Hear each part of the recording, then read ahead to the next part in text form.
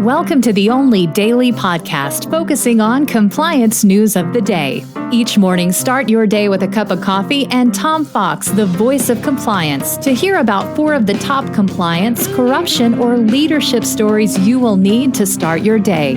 The Daily Compliance News is a production of the Compliance Podcast Network. First, a word from our sponsor.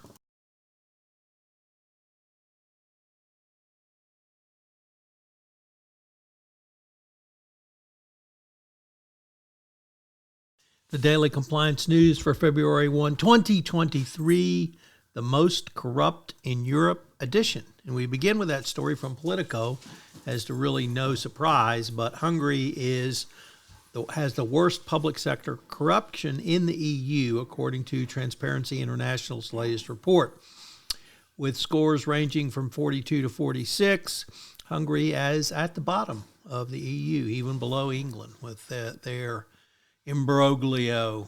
Next up, from the Wall Street Journal, Risk and Compliance Journal, Dylan Tokar reporting a Allianz executive who has been had criminal charges filed against him for the firm's $6 billion meltdown and fine and penalties, has claimed fraud against his former lawyers for cooperating with the government against him.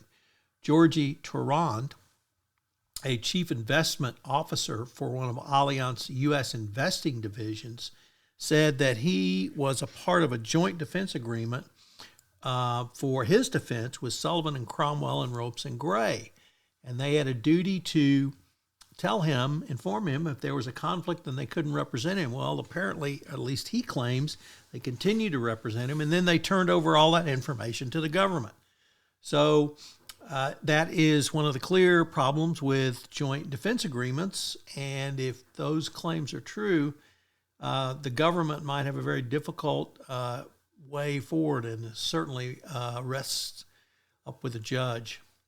Next up from Reuters, the U.S. Department of Justice has sought documents from Tesla on its driver-assisted vehicles, and reiterates that Tesla is under criminal investigations that the company's electric vehicles, or over claims that the company's electric vehicles could drive themselves.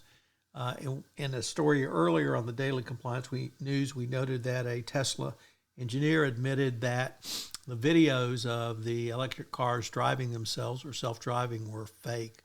So that's going to be a big problem for Tesla.